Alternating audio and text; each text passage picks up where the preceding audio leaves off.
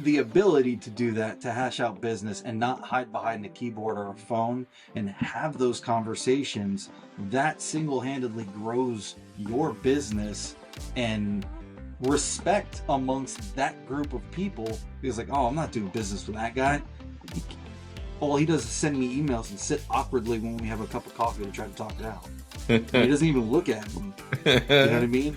Few things connect people faster than food. For me, it's the stories of the people behind the food that hit deepest. Their family legacies, how they made it through the tough times, and how they celebrate the good times. I'm Ryan Armstrong, and this podcast will give you a face behind the food. It uncovers the honest and proud stories of the fascinating yet little known sectors of the agriculture industry. Welcome to Farmstrong. Episode 5. Dr. Bobby Safranski, thank you for taking the time for being with us today. Where are you at right now, and what do you got going on? A lot going on. We live currently in Jupiter Farms, Florida, and I just, within the last, my son's 16 months, so 17 months, took over a practice, chiropractic practice in Okeechobee, Florida, and have been working pretty diligently to not only keep it running, grow it the way that I want in terms of how I want to treat people. And, I joke all the time, say I'm making it into the 21st century. And most people who came and have been coming here for a long time, understand what I mean. Sure, there was a computer system, a digital health record system, but when you walked in the front door, there was a cabinet full of files back there. So we're trying to do that and make it, smooth and easy for people, and use technology to our advantage to not work so dang hard on just sitting at the desk doing notes and care plans and all of those fun things. We are just getting over, and we're still in the thick of a transition to a new software. So that's kind of been why we've been in and out of scheduling this, rescheduling it, getting it on the books, putting it here, moving it to here, and then life as well, getting used to that. And 2 hours of driving every day, round trip, and just trying to get acclimated to that situation. But everything happens for a reason, and that's kind of where I've been thinking about what we need to talk about and what are we going to talk about and why is a chiropractor on a farming podcast and all that stuff. And it's just because there's a purpose and you're put on this earth for a reason, and it's all based on God's timing and how he puts you in a place to succeed. It's just your job to succeed and do it. And that's how I ended up in Okeechobee. I love it. No, I love how you tied that in. That's awesome. Yes, that's a really good explanation of everything. So you have 2 practices, right? Can you kind of explain the difference? I mean, is it general chiropractor? Forgive my, if I'm my ignorance here, but there's general chiropractic, like general practice, and then what's the other one where you tie the animals in? So it's all under one roof now, Okay. but it is 2 disciplines. So I do have a people practice, right? Everyday chiropractic, from your standard low back pain, headaches, sports injuries, ankle strains, all that stuff, babies, family practice, wellness. We've kind of all do it there. But, more often than not, people aren't looking to come into the chiropractor and saying, I feel great, I want to go get adjusted today. That's the rarity. So to convert people from a pain-based model of I'm in pain, my back hurts, get me out of pain so I can go back to life, and educating them on how to use this as a tool, sure, to get you out of pain, and then we get them stronger, and then we get them to this wellness picture of, hey, you don't want to get back to this place that you were at, and if you don't continue down this road, that's where you're going to be. And look, some people come in for a Band-Aid fix. They get adjusted 2-3 times, then they're gone for 6 months and they come back, hey, it's me again, this guy. Um, but that's part of the stress and strain of growing a practice.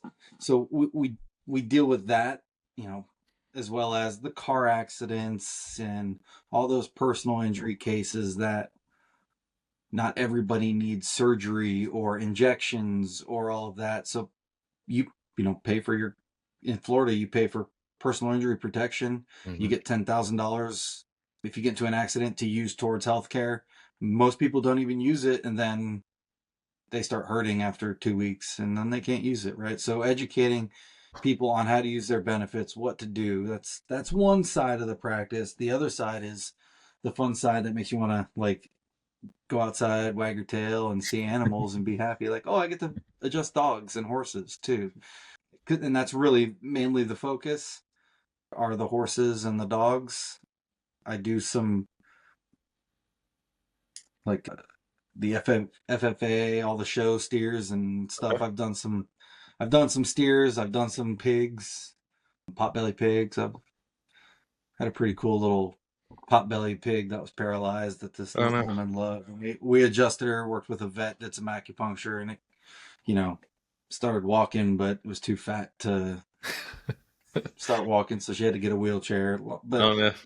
it worked, right? We do Right. some cool things, and I get to see some cool things and educate people on chiropractic in its simplest form, and that translates to getting people into the office. So it's a win-win, right, from a business perspective. But treating animals is what got me to Okeechobee.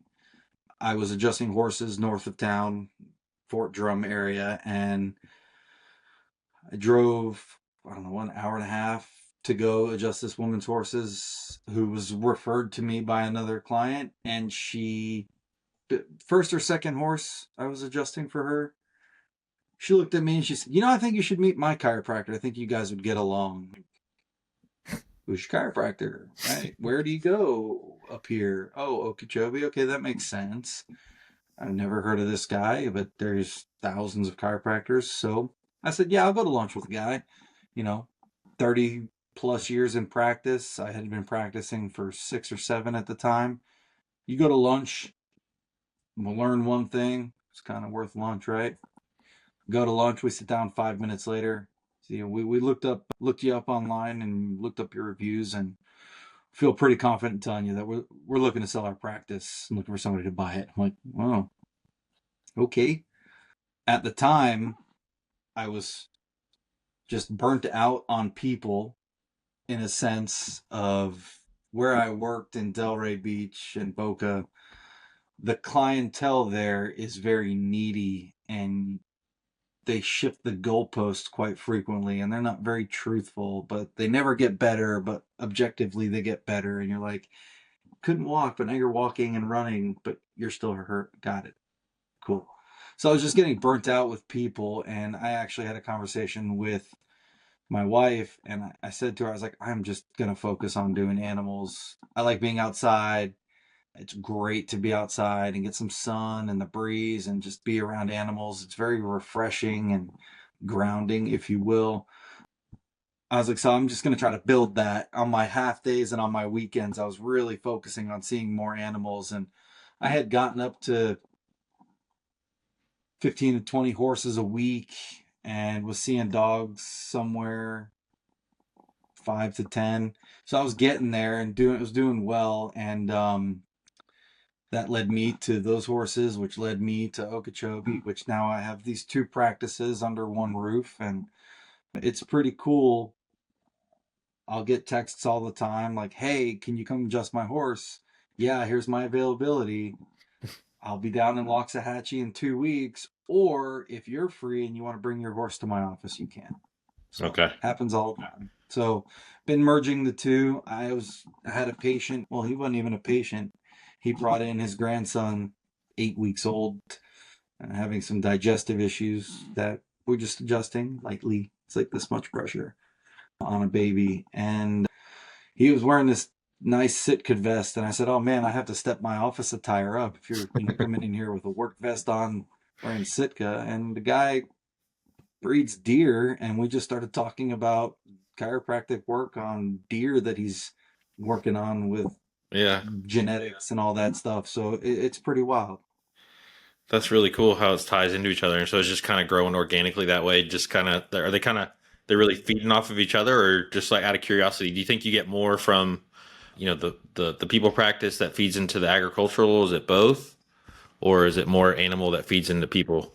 I mean, it ebbs and flows. I would Yeah. think, it depends. It's seasonal almost in a sense of now I'm starting to see more horses and get more phone calls because the state rodeos are ramping up and people they're barrel horses and they're reining horses, goat tying horses, all those things they want adjusted so that they're ready to go. And I would say between the end of July and the middle of September is kind of like my animal lull. And that's people are getting back into school and summer is ending and that whole time of year. But I mean, from a numbers perspective, the people practice will feed the animal practice because it's just bigger, right? We have Hmm. I have a patient base of 17,000 people in this database. That's not active, but Right. just by a sheer numbers perspective, the people will feed the animals, and it does. So, What's your favorite part about the animal side of it so far? I mean, I feel like I'm a kid. I'm getting to like play with Yeah. horses and not have to own them. Yeah, true. Um, Yeah. so I get to be a kid and just go hang out with animals, and I think my wife gets a little jealous of it at That's fun. times because she's at home. She's at home watching the Yeah. baby, and I'm like, "Hey, look at!" I'll send her pictures all the time of donkeys and goats and pigs, and she's like, "I Yeah. want them. Bring them home." You That's, know, that's cool. it does take me to some pretty cool and sometimes sketchy places, but whatever, that happens. Yeah. I get that. So that's what I want to. Yeah, I'm curious about that too. Like, well, as far as some of the places you get to go and some of the people you get to interact with, it sounds like even with the deer interaction with Mhm. bringing in his grandson, that those things kind of just fall into your lap. But I mean, that seems like those are just some really cool opportunities that happen. I think that's really really neat. Yeah, I mean, I'm not gonna throw out a pun, but I guess no pun intended. But I just take it in stride, man. Like that's just kind of how it happens. And like I said earlier, God's got a plan, and it's your job to kind of pay attention to it and utilize it. So that's kind of what I'm doing. Like Yeah. I don't. I mean, you've known me for a long time, and I don't Mhm. shy away from talking to people. And I think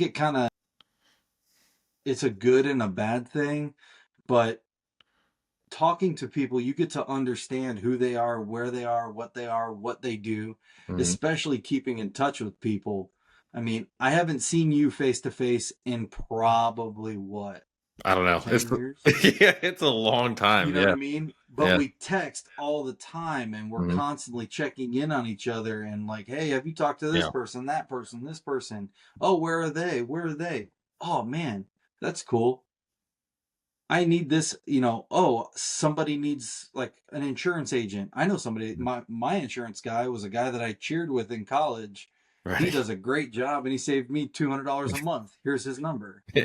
And keeping in touch with people that way and creating that network. I think it's been very beneficial for growing a business, Yeah.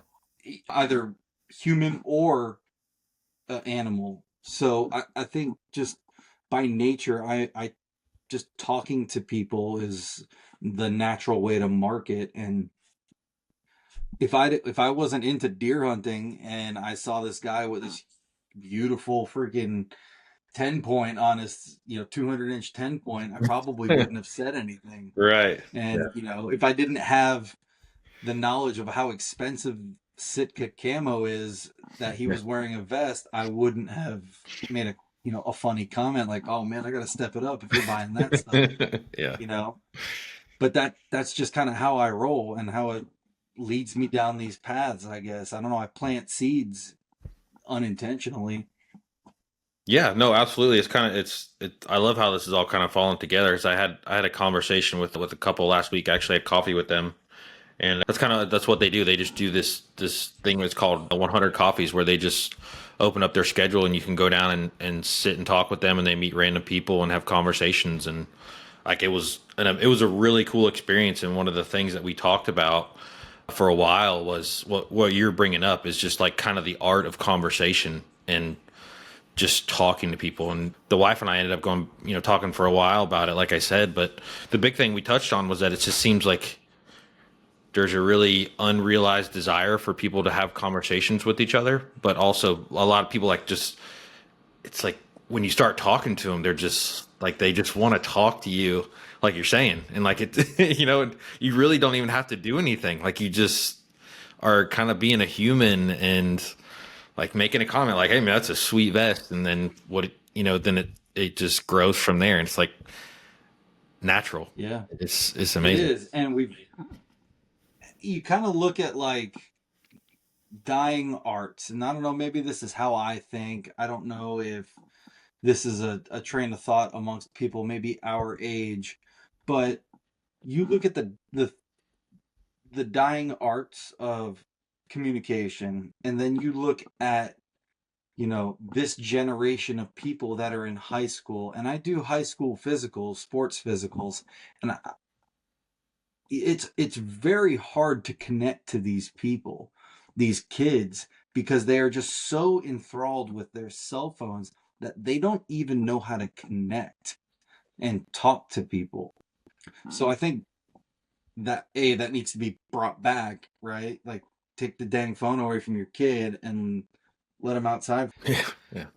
I think based on that, there is a generation ahead of us that did business the old school way. That's They right. they they talked, they shook hands, they hashed it out in person, and they were able to read body language Mhm. and just have those interpersonal communication skills. And look, there's so much opportunity in this country for business with this generation retiring, and that's kind of what I fell into, right? Yeah. Sure, call it luck and timing, whatever. If I was not, I don't want to say savvy, but like I knew my stuff and I knew what I wanted and I knew what I didn't want to pay for a practice, and I know that there were some things I was like, that's less important to me, but it's more important to you. Cool, it's a win-win for both of us. Yeah. But this, I am not varying on this. And if that's a deal breaker for you, see you later. This is, I mean, it's important to me for this, that, and the other. So the ability to do that, to hash out business and not hide behind a keyboard or a phone and have those conversations, that single-handedly grows your business and respect amongst that group of people, because like, oh, I'm not doing business with that guy. All he does is send me emails and sit awkwardly when we have a cup of coffee to try to talk it out. And he doesn't even look at me. You know what I mean? Yeah. Kind of just always looking down, like he's scared. Yeah, that's one of the big things I teach my son is like when I kneel down to talk to him is like, you look someone in the eye. Fear. Yeah. Mm-hmm. Yeah. And I mean, to your point where you were just saying this, this past week I was out visiting some farmers and we were in South Georgia, and I mean they are some of the most, they are great people. And you want to talk about some characters? They are a riot. Oh Yep. man. I mean, look, a lot of people don't realize. I mean, and when I say a lot of people, I live 55 minutes south, or 15 whatever. How I live an hour south, right? Hmm. And even in that area, people do not understand the amount of agriculture that is produced an hour north of them. Not even an hour, a half hour. You start getting into Indian town, right? They don't even understand that what is going Yeah. on around them, because they could just go to get it at Publix, and they don't. It just blows my mind, and I kind of have this conversation often with my wife on like meal prepping and stuff, and just like we have so much access locally to great food and great products, And the country is just so immune to it. All they think about is Florida is beaches and good food. Mhm. I'll tell you what, we talk about it all the time. We cook better food at home than we go out to get. It's just nice to get out of the house, right? My wife is a phenomenal cook. Like I used to think I was a good cook and I could just throw anything together. Well, I soon realized like I was just eating what I cooked because I had to eat what I cooked, Yeah, and it was that's so true. good enough. Yeah. It was good enough. But man, she's got me on like, hey, follow the recipe with the food, right? Look, we can vary from there, but start here, Yeah. right? Yeah. Man, like I digress a lot, but like there's so much. She has just Uh, taught me so much about prepping food and cooking and eating well. Like we don't even have to go out anymore. But I still notice that even though we cook better food than any restaurant we go to and we spend more money eating on whenever we get to go out, it's still nice to go out. There's some phenomenal places to go, even if the food is it's good, right?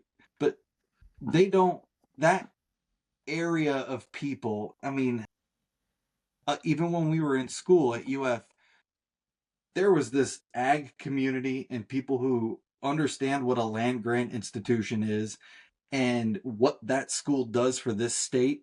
And then there were the people from Miami who come to the school because we have good tailgating and football and they're very smart, right? sure. So you can see that divide. And that divide is also the same people who go to Publix for everything, and then the people who understand that they can go to the produce stand on the way home and get locally raised beef from right here for the same price, if not cheaper, than when it goes on sale at Publix. And it's better quality meat. I buy my ground beef and all my steaks from a local dairy, and they butcher 2 to 3 cows a week. So you are getting the ground beef from sure 2 to 3 cows instead of 16 to however many in you get in Publix ground beef, right? So you're getting a quality product that's right down the road, and it blows my mind that people don't want to live like that. It really does. Yeah. No. And how Like naive and they're just straight naive. yeah, it's Or it's an orange is an orange, right? To them, an orange is an orange, and it was me off. I was talking to yeah. one of our friends, Eric. It's me off that I cannot buy in the Sunshine State a freaking Florida orange. It comes from California. Yep. It me off. Yeah, me too. I mean, I worked in the industry, and I pretty much I may take some heat for this, but that's fine because it's reality. But we sat there and watched that industry die, and like we could do a whole podcast, and I could give you story after story after story how we did it to ourselves, and that's We not to say did. that I mean, the growers we have are amazing. There are people here who are doing everything that they can, but to your point, it's just how is it that difficult if you're 80 miles from there that you have trouble sourcing that citrus fruit, right? That you get it from across the country. And like, Right. Yeah. I'll make sure we put this in the show notes too, but just to share with people, like the EAA, the Everglades Agriculture Area is like, it is a phenom of food. Like Food. it's unbelievable. And in Florida itself, last I checked, it was like, oh, it's over 360. There's 360 different commodities that come out of here, right? Like Yeah. it's a lot. Like you name it, it's coming out of here somewhere. And What are we like the? I think in beef production, it's yeah, what we're in the top 10, yes, yeah. Will and I top talked about this 20. too. Yeah, it's definitely up there. Like I know sometimes we're in the top five, but and also to your point, it depends on what kind of cattle are you talking about down that You rabbit can get hole. into semantics there, but Yeah. agriculture it supersedes tourism in Hmm. this state, and people don't even realize it. You know, I remember I grew up in Loxahatchee, and the elementary. I didn't go to this elementary school because it wasn't built, but I went to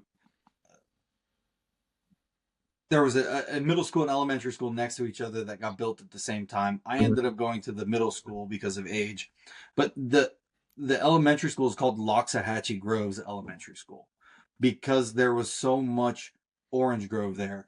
I remember growing up, vividly growing up, that when the orange blossoms would bloom, that is all you smell. So when I smell it, I have that, limbic response of like going back to my Yeah, childhood and just, right? Like I'm getting goosebumps thinking about it. yeah. That is such a beautiful smell that it's now a community of homes because I forget what grove that was out there, but they sold it and now it's called Westlake and they're building thousands of homes. So Mhm. yeah, they're shooting themselves in the foot, and that's not because they're trying to get rich by selling their land. It's a business decision because of circumstances. Now, is that bad business? I don't know. I'm not part of that business, but you know, in my head, when we buy or build a house and it's got some land on it, I'm gonna plant some orange trees. I'm gonna plant some citrus trees.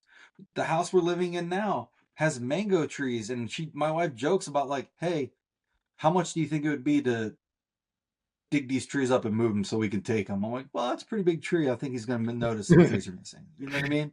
Right. But I started planting them when we would eat the mangoes. I kept the seeds and I started planting some. So we'll have those mango trees. But it just really, I get pretty off about how Yeah. this, we don't need more houses. We need more space. We need more community. We need more ability to buy locally. I remember having this conversation in grad school with somebody about not only seasonally eating, right? Because we can buy strawberries year round. My we bought raspberries the other day, and she's like, "Why are these raspberries already going bad and they're sour?" I'm like, "Well, it's the end of the season. They're not they're not coming when they're in season. They're going to taste the best. It's like a tomato in season versus it tastes different. I don't care what anybody says, it tastes different. But we can buy stuff year round now, and it's all access. So eating seasonally, eating regionally, right? You want to talk about an obese epidemic because we can eat whatever we want whenever we want. People eat like crazy. If we were to eat regionally and we were to eat seasonally, there'd be a whole heck of a lot more people in Florida eating fish and seafood Yep. than whatever they want to eat, right? Hmm. I just, that's how I think, and it just makes me mad that I don't want to say other people don't think like that, but it's not obvious to people. Like, we have such nutrient dense soil down here, we can grow whatever we want, but because of some, I don't know what it is, virus or fly or something like that, kills all the citrus, so people give up on it and move. It just Oh, makes me greening. mad. Yeah, that's it. Yeah. Yeah. I mean, that's the one I that mean, gets the look, most it's a real attention. thing. Yeah. It sucks, but man, we should be able to produce this. Not Yeah. houses. I mean, greening started in two. Well, let me be clear. They found it in 2005, and that's a whole nother rabbit hole that we can go down about how it's been in China for a really long time, and it just boop magically came here one day. Yeah, and Rabbit hole or conspiracy trail? That's the question. yeah, I think it kind of speaks for itself if you're asking me. I mean, it's I think it's kind of history kind of demonstrates how that stuff happens. It doesn't. It's like the screw worm that's going on right now with cattle. Like it's happened before. Mm, We know how it works. We know how it gets here. Like it's not by accident. yeah. So there was that, and then there was some I can't remember the name of it, but there's some other secondary things that came in too. That really drove it home. But the hurricanes, Irma, Ian, those ones really kind of Oh yeah. they sealed the coffin big time for them. And I'm being overly general here, and I'm Hmm. just speaking from emotion, right? Like, I don't have any vested interest in citrus. I don't know enough about it to say I can grow it, so I don't want to even claim that. But I'm just Yeah. saying, man, it just makes me mad that I have to buy produce and citrus from other states. Well, I think the rawness of what you're talking about is kind of. I think that's what just from somebody who was in the industry, and I was just in the juice side. There's fresh, there's other parts of it, Mhm. but juice is a huge driver of Florida, and the reality that you're speaking with and the emotion is what, from my short time in there in that industry, I saw that really it moved the needle, good or bad, was how much people cared and how much visibility you could get and how much you could harness the emotion that Floridians care about that industry. And Yeah. there's something to be said for that, like what you're talking about, Yeah. because that's what Florida was built on. And like where it's kind of it's the boogeyman in the room, really. But you're talking about it. It's we farm houses. My family's guilty of it. It's we sold part of our farm. It splits up into different. You go into different siblings, then you get in different parts of the family, and it just kind of snowballs. But it brings me to something that I was talking to a farmer in Levy County, and they're some of the most amazing peanut farmers I've ever seen. And I went there and I was talking to him, and it was, we were talking about, we were having a pretty, kind of a heart to heart conversation about land getting sold and what we're talking about now, houses and things. And he said something that like it sticks with me every day that I think about. And he looked at me, and I think part of the reason why it stuck with me is I grew up around my great grandfather, and those guys really reminded me of him, like true salt of the earth farmers. Like they built it with their two hands. And he looked at me and he said, Ryan, money always wins. And I'm gonna tell you right now, it made me angry. Like I was hot, but I was really sad too because I was like, there's a heavy amount of truth in that. Really. Well, you think about it, it applies to everything, and I'll give you a Hmm. good example, right? And it doesn't have to be farm and land, but I think it's well known and obvious that we're both Gators, right? We went to UF. We know that. But how mad did it make you to find out that one day you read the headline just like I did, that the Swamp restaurant was being torn down and sold, and that woman sold that whole block that she owned, which included a post office, rental houses, the Swamp restaurant, and a couple other businesses. It made you mad, Hmm. right? And now that there's a new restaurant. I haven't been there since all this has gone on, Yeah, right? either. But Can't do it. there's a well, I haven't been to Gainesville since it's been built. Yeah. But there's a restaurant, there's apartments, this whole deal, and then you find out how much this woman paid for that land back whenever, and that then you find out how much the development company who built those apartments that bought the land from her bought it for. I don't remember how much, but it was tens of millions of dollars, and money always wins. Hmm. I mean, there's only so much nostalgia that there's only so much that nostalgia can save, I should say. But at the end of the day, it's business, but you know, we can be emotional about all the things, but we just be tired at the end of the day, I guess. That's fair. No, that's fair. It really is fair. And Oh, I think that circling back to a point you were making earlier about the respect thing, that is, I grew up in farming, multi generational, like you get raised in that to a degree. But I will tell you, when I got my job with Tropicana and I went down to my office in LaBelle, like I still remember vividly. Like I can tell you what I was wearing, what I was driving, what everything about it. And I remember when I got out, it was the Silver Strand Three Grove. It's owned by the Collier family, and it's down there near Immokalee. And I got out, and I remember putting my feet on the ground, and that air literally sucked the breath right out of me. And I met the Grove manager there, and I knew as soon as I got out of the truck and he come around the other side, and he looked at me, he knew before he shook my hand that whether I was a good person or not. yeah, And what I learned from yeah, spending time with those people down there, they're amazing people. They're just independent and they work, right? You're down there. And like that was one of the things that I loved the most about being down there is like once you got to know them and they knew you, I always enjoyed when people would come with me and just to see, they would smell them out before they even got out of the truck. Like they knew what the deal It's was. true. It's and it's the It's true. coolest. Like it's those people down there are our next level in a good way as far as like respect goes. Like they will tell you Oh, in a heartbeat. yeah, yeah. Everybody likes to throw around like salt of the earth, but most people don't understand what that means. Like this generation of people, they don't understand what that means. And I think even some people where I live do or don't understand what that means. But Hmm. I could I could show you what it means. Come to work with me for a day, Yeah. right?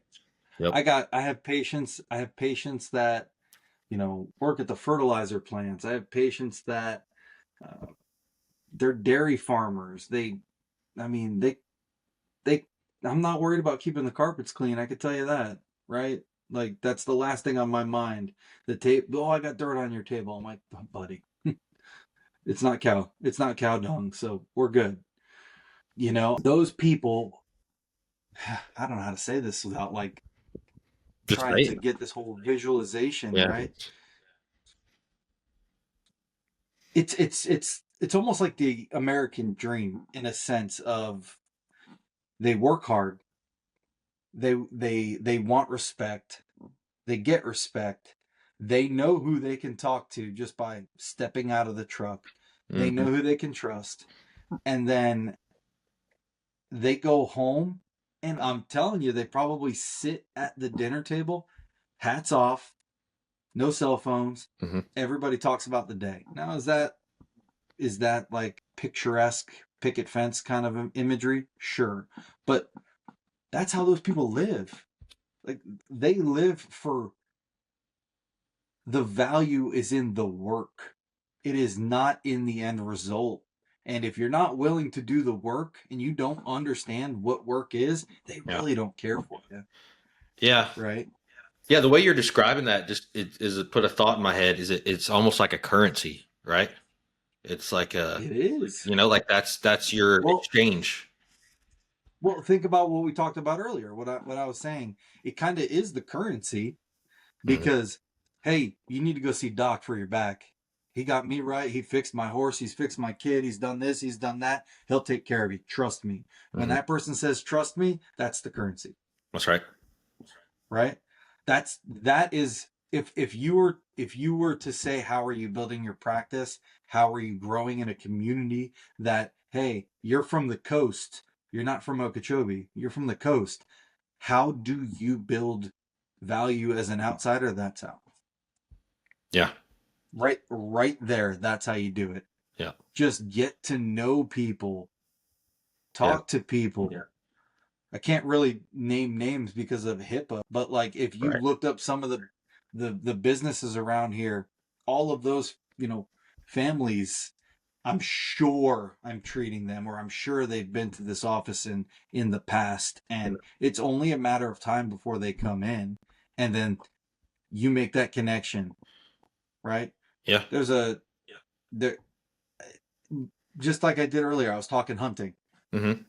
and I was talking to a patient who's a big business owner in this town.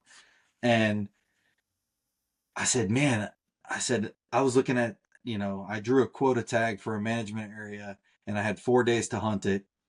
I had not had time to get out there because of everything we've talked about. I got out there one day. I put like 11 miles in on foot and on the e-bike. And I probably could have done a whole week like that just to get where I wanted to find deer. But he's like, "Hey, you drew that tag. When's your hunt?" I was like, "Man, it's in like 3 weeks. I haven't had time." He goes, "I know who's running cows out there. Let me make a phone call for you." Did I see deer? No, but the point is, I mean, I did see deer, but not not the monsters that we Yeah. were looking Not the for, one. right? Yeah. But the point was is that guy, because of just my passion to hunt deer, me helping him with his back problem, he called his buddy who's running cows out there Hmm. and manages out there. He's like, "Oh, I was out there last week and we jumped up 3 deer. You should go hunt over here." Yes, sir. Thank you very much. Right? Mhm. Like that's the currency.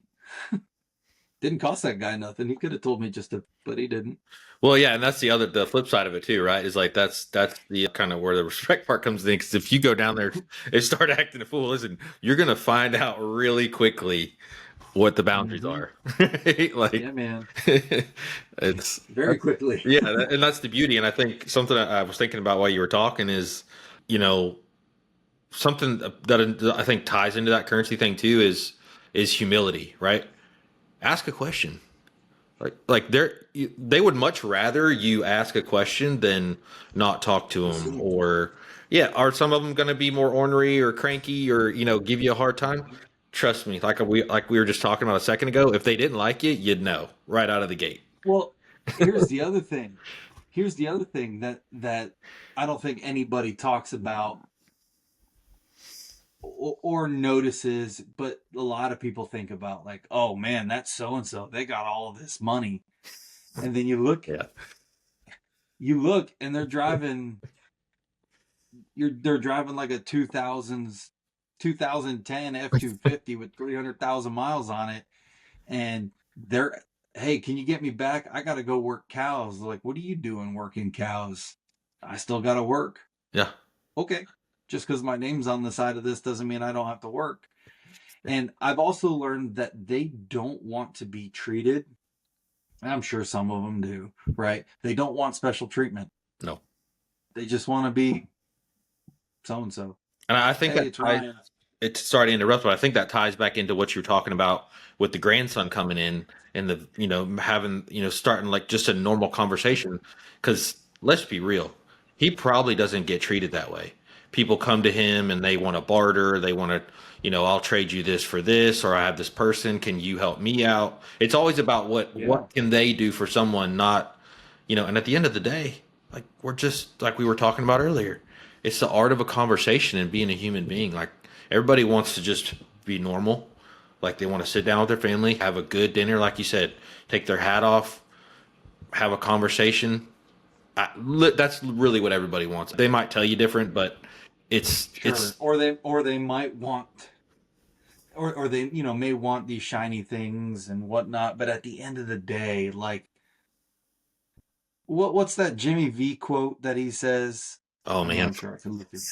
You know what I'm talking about though? Like Yeah, you yeah, gotta I do. laugh, you gotta smile, you gotta Yeah. cry every day to have a full day. I Hmm. think, yeah, you gotta do all of those things. You know, you gotta read, you gotta be disciplined, you gotta work out. We all could be better at some of these things. That's my kind of focus right now is working out and reading and making time for myself in the Dude, how hard mornings. is that when you get busy? It, Buddy, it's the hardest thing I've ever Oh my done. gosh. It is like It's the hardest thing I've ever done. I could get up.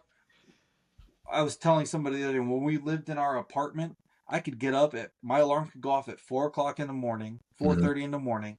I could get up, walk and feed the dogs, and be at the gym by 5 o'clock, and then be there till 6:30. Go home, shower, change, and get on the road for work. Yep. Now, I mean, all we did was, I mean, we had our son. That's like all we did, right? But like having that extra person in our life has changed how we do things, how we interact, how we have a schedule, how we, hey, you're on a podcast today. I was like, yeah, it's on the calendar. I'm sorry if I didn't tell you. Like that's my fault. But Right. Yeah. it's just we got a million things going on. Right. But it is the hardest thing to create that discipline to do all of the hard things, right? I don't even remember what I was talking about before that, but it is the I'm hardest sorry. thing. I just wanted to highlight that because like it is like mind-numbingly difficult. Like it is. Oh, I know what I was saying, but like though that, and then at the end of the day, the laugh, cry, smile, whatever, helping people. If you're doing all of these things, and the goal, in my opinion, like people are entitled to their own opinions, but like in my head, as far as I'm concerned, if the goal at the end of the day and the prize at the end of the day is not to have a happy wife, have a house, some dogs, and some Mhm. kids running around, and then having dinner as a family, you're not working for your dreams and your goals. You're just working for other people to see something.